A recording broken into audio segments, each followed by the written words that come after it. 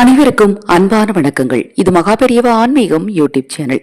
1/10/2025 புரட்டாசி மாதத்தின் 15ஆம் நாள் புதன்கிழமை. புரட்டாசி புதன் பெருமாளுக்குரிய நாளில் சரஸ்வதி பூஜை, ஆயுத பூஜை. இந்த நாளில் செய்ய வேண்டிய வழிபாடு பற்றி ஏற்கனவே நம்ம சேனலில் பதிவு செய்திருக்கிறேன். தவறாமல் இன்றைய நாளை எக்காரணம் கொண்டும் தவறு விடாதீங்க. தொழில் ரீதியான முன்னேற்றம் வேண்டும்னாலும், குழந்தைகள் கல்வியில் சிறந்து விளங்கணும் அப்படின்னாலும் இந்த நாளில் வழிபாடுகளை செய்யணும்.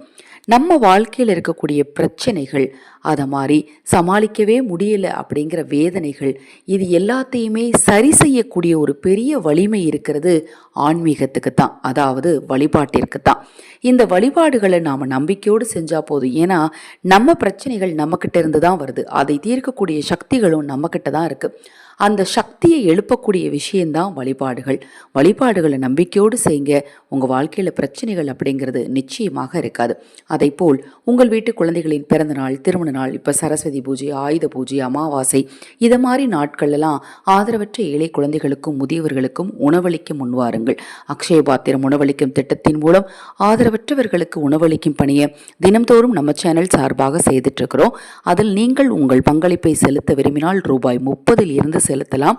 நீங்கள் விரும்பினால் 9344692042 இந்த வாட்ஸ்அப் எண்ணுக்கு தொடர்பு கொள்ளுங்கள். இந்த சரஸ்வதி பூஜை நாளில் இந்த ஒரு பொருளை வாங்குறது ரொம்ப ரொம்ப விசேஷங்க. இப்போ நான் சொல்லக்கூடிய பொருள் எது உங்களுக்கு சாத்தியமோ அதை மட்டுமாவது நீங்கள் பூஜையரில் வச்சு மனதார அம்பாளை வேண்டிக்கோங்க. உங்கள் தொழிலையும் முன்னேற்றம் உண்டாகும், உங்கள் குழந்தைகளுடைய கல்வியிலும் முன்னேற்றம் உண்டாகும்.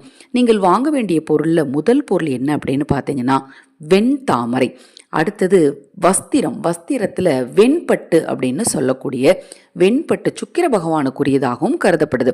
இதை வாங்கி இன்றைய தினம் நீங்கள் பூஜையில் வைக்கும்போது சுக்கிரனின் பரிபூர்ணமான அருளாலும் உங்களுக்கு செல்வம் செல்வாக்கு உயரும். அடுத்தது நோட்டும் பேனாவும் வாங்கணும்.